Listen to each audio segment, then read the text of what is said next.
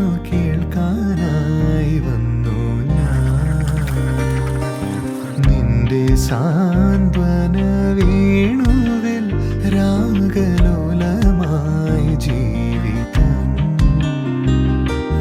നീ എൻ്റെ ആനന്ദ നീലാംബരി, നീ എന്നും അണയാത്ത ദീപാഞ്ജലി.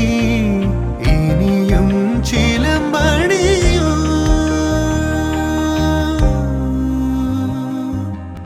എന്തിനു വേറൊരു സൂര്യോദയം? നീ എൻ പൊന്നുഷ സന്ധ്യയല്ലേ. എന്തിനു വേറൊരു മധുവസന്തം?